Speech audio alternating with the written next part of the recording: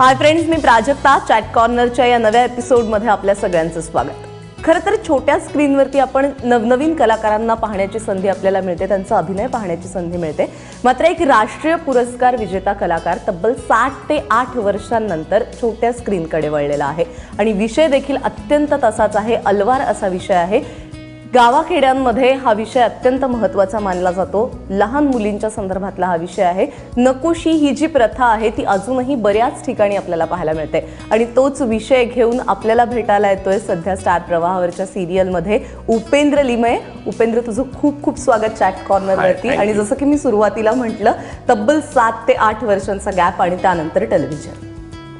हा, म्हणजे मी बरेच वर्ष काही दिवस सध्या टेलिव्हिजन मिस करत होतो, कारण की व्यावसायिक कलाकार म्हणून जेव्हा मी काम करायला सुरुवात केली त्या काळामध्ये मी भरपूर टेलिव्हिजन केलं. म्हणजे 2003 ते 2008 या काळामध्ये मी भरपूर टेलिव्हिजन केलं. मग फिल्म्सचा सगळं काम वाढलं आणि एकीकडे टेलिव्हिजन बंद करायला लागलं.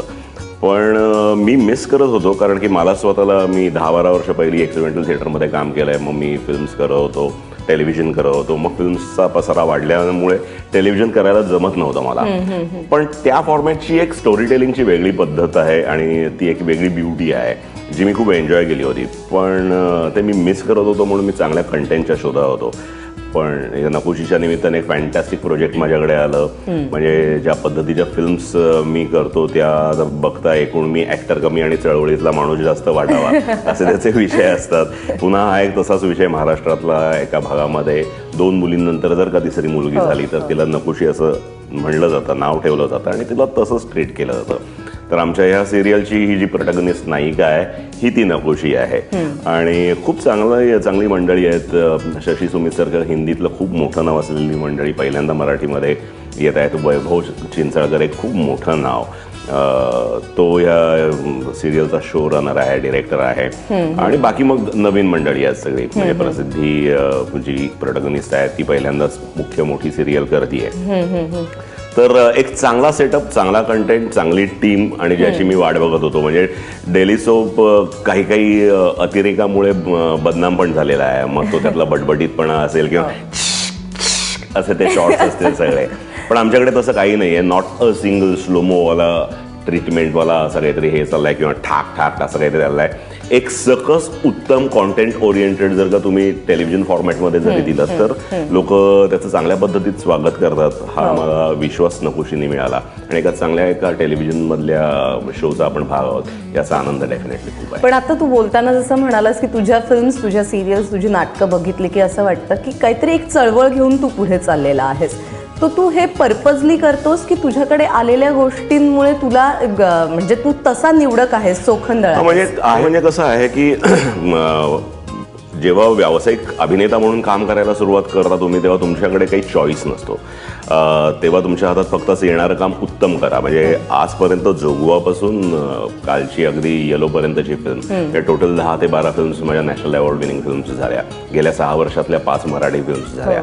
पण ह्या काही मी प्लॅन केलेल्या नव्हत्या. मी ठरवलं नव्हतं जोगवातला तायप्पा मी करणारे, धगमधला हा रोल मी करणारे, चांदनीवारमधला तो मी करणारे, पेस्ट्रीमधला हा करणारे. मग एक सिम्पल फिलॉसॉफी आहे जी मी अनेक वेळा म्हणतो, you just keep on try to give your best. Do not plan anything, let someone else sensible plan something for you.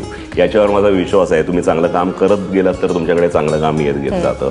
त्यामुळे निवडताना मला स्वतःला प्रायोगिकमधून मी जास्त आल्यामुळे असेल, कॉन्टेंट ओरिएंटेड काम करण्यामध्ये जास्त मजा येते की ज्या सिस्टीमचा आपण एक भाग आहोत त्या सिस्टीममध्येच इतका विरोधाभास आणि इतका विषय आहे, त्या विषयाच्या अनुषंगाने आपण जर काम केलं तर मजा येईल. ते कलाकार म्हणून आणि ॲट द सेम टाइम एक ह्युमन बिंग म्हणून, या सिस्टीमचा एक भाग म्हणून ते जास्त समाधान देणार. तुला तुझ्या कामातून समाधान मिळते ही खरं तर खूप मोठी गोष्ट आहे. म्हणजे अनेकांना ते मिळवावं लागतं किंवा मानायला लागतं की म्हणजे आहे ते कसं हेच कसं चांगलं आहे असं मानावं लागतं. पण म्हणजे ऑफकोर्स 100% सॅटिस्फॅक्शन नाही आहे. इतकं अजून काहीतरी करावं असं वाटतं. बऱ्याच वेळा ते असंही होतं की तुम्ही खूप चांगला विषय म्हणून त्याला हात घालता, पण ते it is a team work, ते टोटल मिसफायर होऊन जातं. आत्ता मी साधारण या पोझिशनला आहे की जर माझ्याकडे 10 आले तर त्यातले मी 2 फिल्म्स सिलेक्ट करत असेन आणि त्या दोन्ही करेक्ट वर्क होतीलच असं नाही, जसं मी म्हणालो. त्यामुळे ती it is a team work, ती भट्टी जमवून यायला लागते. पण जरा जास्तच सामाजिक विषय मी करत असल्यामुळे मी जसं म्हणालो की चळवळीतलाच माणूस जास्त वाटायला लागला. ऍक्टर म्हणून काय हे फारसं समाधान देणारं नसतं, म्हणून मी आता अगदी एक नगरसेवक सारखी पण फिल्म आहे. I don't want to restrict myself. हा फक्त म्हणजे मी काही इगो मसाज म्हणून ऍक्टिंग करत नाही की मला लोकांनी फक्त हा कसा एक गुणी बुद्धिमान आणि वैचारिक नट आहे असं मला काही टेंबा मिरवण्यात इंटरेस्ट नाही. मला ऍक्टर म्हणून ग्रो होण्यात इंटरेस्ट आहे आणि भान असलेला ऍक्टर म्हणून ग्रो होण्यात. पण मग काय करायचंय तुला, म्हणजे असं काही ड्रीम रोल्स आहेत किंवा तू आता जसं म्हणाला तसं की मला वेगळं पण काम करायचंय तर काय? डेफिनेटली, म्हणजे जसं मी म्हणालो ना की मग ट्रॅफिक सिग्नल रोल मधला माझा रोल असेल तो वेगळा असेल, तर येलो मधला मी बघेन की अत्यंत वेगळ्या पद्धतीचं कॅरेक्टर मला प्ले करता येईल. जोगवा मधला जर अत्यंत वेगळा असेल तर प्यारवाली लव्ह स्टोरीमध्ये मी एक अत्यंत कमर्शियल ठिकाणी सुद्धा प्रॉपर ऍक्टर म्हणून जर यशस्वी होऊ शकलो तर आपण बरे ऍक्टर आहोत. नाही तर काय, एक ऍक्टर असतो तो त्याची एक कम्फर्ट झोन बघत असतो आणि त्या कम्फर्ट झोन मध्ये त्याला माहिती असते इथंच फुल टॉस येणार, मग इथं आपण मारायची 6 आणि मी का सॉलिड बॅट्समन आहे असं दाखवायचं. हे काही खरं नाही. तुम्ही ऍक्टर चौकटीत राहायचं नाही, चौकट मोडून काम करण्याचा प्रयत्न करायचा, जो मी करण्याचा प्रयत्न करतोय. आणि त्याच्यात जर तुम्ही यशस्वी झालात तर मग तुम्ही बरे ऍक्टर आहात किंवा तुम्ही बऱ्या ऍक्टरच्या दिशेने तुमचा प्रवास चाललाय असं समजायला हरकत नाही. हा माझा प्रयत्न चालू आहे फक्त, बाकी काय नाही. पण आता जी रणजितची तुझी भूमिका आहे त्यामध्ये देखील म्हणजे तुमचं दोघांचं नकुशीचं आणि तुझं अरेंज मॅरेज आहे आणि आता त्यानंतर त्याच्यात ट्विस्ट आलेला आहे की तुला कळतं तिचं पहिलं प्रेम. सो आता रणजित काय करणार आहे, हे रणजित म्हणून काय गोष्टी तू डोक्यात ठेवून ते कॅरेक्टर? नाही, म्हणजे मी फक्त आता डोक्यात एवढंच प्ले करतोय की सध्या मी लालबागला राहतो, तिथे एक बग्गीवाला चाळ आहे. या बग्गीवाला चाळीमधला हा रणजित शिंदे आहे, थोडासा हॉट टेम्पर्ड आहे, जो उपेंद्र लेमेला सूट पण होतो बऱ्यापैकी. मग तिकडची व्होकॅब्युलरी वेगळी आहे. एवढा बवाल झाला ना बाई असं तो म्हणणार आहे, कान चेक करू का तुझे, डोक्याला शॉट नाही पाहिजे, ही सगळी त्याची एक टिपिकल लालबागवाली एक व्होकॅब्युलरी आहे. आणि हे सगळं करत असताना एक मॅन वुमन रिलेशनशिपवर, नातेसंबंधांवर हळूवारपणे भाष्य करत एक त्यातल्या गमती जमती होतात. पण जसं सिनेमामध्ये माझा कॅरेक्टर आज सुरू झाल्यापासून उद्या ते समाप्त कसं होणार आहे पर्यंत मला जे चित्र असतं ते सिरियलच्या बाबतीत होत नाही. सिरियलची गोष्ट ती फुलवण्यातली सगळी गंमत असते आणि त्याच्यामध्ये वैभवची अत्यंत मास्टरी आहे असं मी म्हणेन. तर त्यामुळे ते येईल ते प्रसंग, येईल त्या सिच्युएशन्स त्या शॉर्ट टर्मवर प्लॅन करून त्या पद्धतीत प्ले करणं आणि ते एन्जॉय करणं हे आता चालू आहे, ज्याची धमाल चालू आहे. मात्र आता तू म्हणजे तुझा एक ऑरा आहे, म्हणजे एक उपेंद्र लिमय म्हटले की 4 गोष्टी समोर म्हणजे त्या घेऊन तू जातोस. तर त्यावेळी सेटवरती हे सगळे नवखे कलाकार त्यांच्याबरोबर काम करताना त्यांना तुझं दडपण असतं का, किंवा तुला त्यांच्याबरोबर काम करतानाचा अनुभव कसा येतो? सेटवर कसं? फॅन्टॅस्टिक. म्हणजे मला ते सुरुवातीला थोडंसं जाणवलं की मग ती अशी वातावरण निर्मिती पण होते की आता उपेंद्र येणार आहे, उपेंद्र वगैरे, माझी एंट्री पण उशिरा झाली. पण ते थोडंसं सुखावणारं जरी असलं तरी ते काम म्हणून फार वातावरण बरं नसतं. त्यामुळे ते वातावरण जितकं तुम्ही लवकरात लवकर मोकळं ढाकळं कराल तितकं बरं असतं. किंवा झालं मग ते मोकळं? हो, एकदम. म्हणजे आता सेटवरचा सगळ्यात लहान मुलगा किंवा मुलगी सुद्धा माझी फालतू भंकस करतात आणि ती भंकस त्याच्या एन्जॉय करतात आणि मी पण ते खूप हेल्दीली घेतो. म्हणजे त्याच्यात काही म्हणजे जसं मी म्हणालो ना की आता माझ्याबरोबर प्रसिद्धी नावाची अत्यंत गुणी अभिनेत्री काम करते. म्हणजे तिच्या जनरेशनमधली एक one of the finest actors असं मी तिच्या बाबतीत म्हणेन. म्हणजे खूप कमी माणसं असतात की मनातले भाव चेहऱ्यावर करेक्ट येत आहेत, कारण की चुकीचे इन्फ्लुअन्स पण खूप आहेत आणि त्यातनं सुद्धा एक ती मग सिन्सिअरिटी आणि हे कुठेतरी कमी पडत जातं असं वाटतंय कधी कधी काही त्या जनरेशनमधल्या मुलामुलींकडे बघून. पण अत्यंत पॅशनेट आहेत ती सगळी पोरं टचवूड, म्हणजे सगळीच गँग. मग तो कांडी असेल, जाड्या असेल, प्रसिद्धी असेल, नयना असेल, आईचं काम करणारी माझ्याबरोबर खूप पूर्वी काम केलेलं आहे ज्योत्स्ना, स्वाती सारखी अत्यंत एक सिनियर ॲक्टर आहे. अनफॉर्च्युनेटली आमचे 1-to-1 सीन अजून आलेले नाही आहेत. सिद्धार्थ म्हणून जो मुलगा आहे किंवा अमृता म्हणून कविताचं काम करणारी जी मंडळी आहेत, तसं नवीन मंडळी आहेत सगळे. पण त्यांना ते आत्ता एकदम मस्त स्टेजला आहेत आणि म्हणजे मी त्यांना फक्त एवढंच सांगण्याचा प्रयत्न करत असतो, मी शेअर करत असतो. म्हणजे मला काही त्यांना अक्कलशी तरुणांचे चुकते कोठे याच्यावर काही वर्कशॉप्स वगैरे नसतात सेटवर, पण मला त्यांच्याशी भरपूर गप्पा मारायला आवडतात. मला ते भरपूर त्यांच्याशी एक्सपिरियन्स शेअर करायला आवडतात. कारण की मी जेव्हा व्यावसायिक म्हणून काम करायला सुरुवात केली होती अगदी पहिल्यांदा, तेव्हा मी पहिलं नाटक केलं होतं हिंदी, डॉक्टर तुम्ही सुद्धा हिंदीमध्ये, डॉक्टर आप भी. आणि तिथं मला सचिन खेडेकर भेटला होता. तर Sachin Khedekar like friend, philosopher आणि गाईड, की टिपिकल अनेक मंडळी जी प्रायोगिकच्या रोमॅन्टिसिझममध्ये खुश असतात तसा मी होतो. आणि व्यावसायिक ते काही खरं नाही, आपण जे करतो ते लय भारी, प्रायोगिकमध्ये आपल्याला जाम अक्कल आहे, असा एक त्या कॉम्प्लेक्समध्ये जी काही मंडळी असतात त्यात मी स्वतः होतो, हे मी मान्य करतो. पण व्यावसायिकची अख्खी व्हिजन मला एका माणसाने क्लिअर केली, ती म्हणजे सचिन खेडेकर. आणि मग तिथं पण किती पॅशनेटली काम करणारी माणसं आहेत, अत्यंत हुशार माणसं आहेत आणि काय चांगल्या पद्धतीत काम होऊ शकतं, ही एक विजन क्लिअर झाली. म्हणजे मला काय म्हणायचं आहे की माझे जे सिनियर्स होते ज्यांच्याबरोबर मी काम केलं त्यांच्याकडनं मला जी एक पॉझिटिव्हिटी मिळाली, जर माझ्याकडे म्हणजे मी काही फार स्वतःला खूप ग्रेट समजत नाही, पण तुझा अनुभव आहे आणि तो अनुभव तुझ्या कलाकारांना कामी येतोय, तो शेअर केला तर म्हणजे सिंपल मुद्दा आहे ना, की म्हणजे एखादा सीन असेल, त्या सीनमध्ये जर का कोऑर्टिज ब्लॉक झाला असेल तर त्याच्याशी शेअर करणं की ultimately it is a technique आणि it is all about application. तुम्ही ऍक्टर म्हणून त्याला कसं ऍप्लाय होत आहे, तर त्याच्याविषयी आपण त्यांच्याशी खूप गप्पा मारू शकतो आणि त्याच्यातनं त्यांना खूप पॉझिटिव्ह इनपुट्स मिळू शकतात. म्हणजे माझी अशी अजिबातच इच्छा नसते की एक सीन कोणतरी ब्लॉक झाला आणि मग मी त्याला करून दाखवलं आणि मग त्यांनी ती नक्कल केली तर मलाच वाईट वाटेल, की कारण की त्यांनी अल्टिमेटली प्रत्येक ऍक्टर हा त्याची एक पर्सनॅलिटी घेऊन आलेला आहे. त्यामुळे ते कॅरेक्टर त्यांनी प्ले करायला पाहिजे. आपण फक्त त्याला ते खुलवण्यामध्ये मदत करायची. आपण त्या प्रॉबॅबिलिटीज त्याच्याशी शेअर केला, आपला एक्सपिरियन्स शेअर केला तर त्यांना तो खूप उपयोग होतो आणि आता मग ते तशा अर्थाने बघतात माझ्याकडे. त्यामुळे तसं दडपण वगैरे ऍब्सोल्युटली. त्यामुळे आता मोकळं झालेलं आहे वातावरण सगळं. खरं तर नकोशीचा आपण सेट जर बघितला तर लालबागची जी चाळ आहे ती आपल्याला खरं तर असं वाटेल की अगदी रिअल लोकेशनवर शूट होत आहे का. तो सेट देखील तितकाच मस्त आहे, त्याबद्दल देखील गप्पा मारायच्या आहेत. एक छोटासा ब्रेक घेऊयात, ब्रेक नंतर या गप्पा अशाच सुरू राहतील. पाहत रहा चॅट कॉर्नर.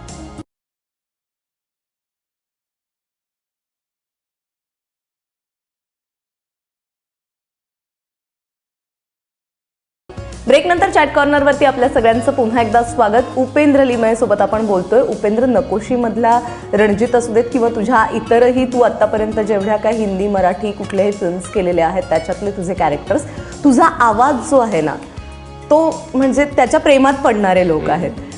त्या आवाजाची खासियत म्हणजे अगदी पहिल्यापासून असाच आवाज आहे का आवाज फुटल्यानंतरचं हे वळण मिळालं? मी English school, Tilak road, Pune इथे तिथपासून म्हणजे पुण्यासारख्या सांस्कृतिक वातावरणात लहानाचा मोठा झालो आणि तेव्हापासून मी थिएटर करत होतो. मग नंतर शालेय नाट्य वाचन स्पर्धा असेल, सकाळची स्पर्धा असेल. पण माझा तेव्हा 6वी 7वी पर्यंत जेव्हा आवाज फुटलेला नव्हता आणि आमची फक्त मुलांचीच शाळा होती तेव्हा मी स्त्री पात्र करायचो. कारण की माझा तसा तो पातळ आणि असा आवाज होता. पण वयात आल्यानंतर जो माझा आवाज फुटला तो फुटलाच आणि त्याचा मला ऍक्टर म्हणून उपयोग होतो बऱ्याच वेळेला. आणि त्याच्यात माझं कर्तृत्व काही नाही, म्हणजे त्या आवाजाची थोडीशी काळजी घेणं आणि डिक्शनवर काम करणं हे पॅशनेट थिएटर, एक्सपेरिमेंटल थिएटर करत असताना जे काही करत होतो, मग तो ओंकार असेल, श्वासाचे काही एक्सरसाइज असतील तेवढंच. पण it is a God's gift आणि तो त्या येणाऱ्या कॅरेक्टरच्या अनुषंगाने त्याचा वापर कसा करता येईल याचा मी विचार करतो. मग बऱ्याच वेळा कसं होतं की त्याचा जसा तू म्हणतेस तसा खूप प्लस पॉईंट आहे तसा कधी कधी डिसॲडव्हान्टेज पण असतो की अत्यंत सॉफ्ट आणि तरल सीन्स जेव्हा करायचे असतात तेव्हा मग तो तशा अर्थाने त्याचा कस लागतो. त्यामुळे तो मिळालेला आवाज कशा पद्धतीत वापरायचा ह्याच्याकडे तो आम्ही जोगवामध्ये बघितला, त्याचा वापर अत्यंत उत्तम. म्हणजे जोगवातला एक किस्सा आहे की जोगवामध्ये तो जो एक पर्टिक्युलर सीन आहे जिथे मी दारू बिरू घेऊन तायप्पा येतो, हताश झालेला आहे आणि रडतो आणि सुली त्याला शांत करण्याचा प्रयत्न करत असते आणि दोघंच असतात आणि तो खूप त्याचा असा बस्ट आहे सगळा आणि तो म्हणतो की आपण असंच मरायचं का, आपल्या आयुष्यात काही नाही का वगैरे वगैरे. तर अजय अतुलमधला अजय आणि सगळेच ते म्हणजे ती सगळे मित्रच. तर अजय मला म्हणत होता, उप्या तोच तू डब करू नकोस, कारण की पायलट ट्रॅक करेक्ट मिळालेला आहे, तो मस्त साऊंड मिळालेला आहे, तू डब करू नकोस, कारण की तो फील काही झालं तरी परत येणार नाही. It is one of the best emotions as far as voice is concern, तर तो करू नकोस. मग फिल्म सगळं हे त्यांनी रफ कट बघून सांगितलं होतं. मग ज्या दिवशी आम्ही सगळं झाल्यानंतर एक फिल्म तयार झाली, आता रेडी टू रिलीज, त्या बघितल्यानंतर परत अजय म्हणला, मी तुला बोललो होतो ना तू डब करू नको, काय इम्पॅक्ट आला बघ. त्याला म्हणलं अरे तो डब केलेला आहे, डब केला होता. कारण की टेक्निकली आता तुम्ही कसे साऊंड होत जाता, आता गोष्टी पण खूप ॲडव्हान्स झालेल्या आहेत. पूर्वी जेव्हा साऊंड क्वालिटी किंवा माईकची क्वालिटी एवढी बरी नव्हती, तेव्हाचे ॲक्टर्स पण लाऊड दिसतील, कारण ते सगळंच लाऊड होतं. पण आता मी खूप शांतपणे असं बोललं तरी लोकांना व्यवस्थित ऐकू जाऊ शकतो आणि मग त्या इमोशन्सचा पण सीन प्ले करू शकतो. तर माध्यम, तंत्र आणि तुम्ही कसं अप्लाय करताय असं सगळं ते आहे. आणि ते सगळं जुळून आलं जोगवामध्ये आणि त्याचे रिझल्ट्सही बघायला मिळाले. आपण नकुशीकडे पुन्हा एकदा बोलूयात. तर सेट जो आहे लालबागचा जो उभा केलेला आहे तो वाटतच नाही, म्हणजे असं वाटतं की रिअल लोकेशनवर शूट होतं, कारण आजकाल बऱ्याच म्हणजे सिरियल्ससाठी देखील रिअल लोकेशन्सचा वापर होताना पाहायला मिळतो. सो ती सेटची मजा कशी वाटते तिथे गेला? म्हणजे आता आम्ही जिकडे सेट करतो ना तिकडेच वरती चल हवा येऊ दे असं हे असतं, शूटिंग असतं, आणि त्याच्याच पार्किंगमध्ये ही लालबागची अख्खी चाळ क्रिएट केलेली आहे. तर चल हवा येऊ द्याच्या निमित्तानं महिन्यातनं 4-5 वेळा तरी कोणतरी सेलिब्रिटीज तिकडे आलेलेच असतात. मग त्यांना कळतं की उप्याचं खाली शूटिंग आहे, तर मग ते डेफिनेटली भेटायला येतात.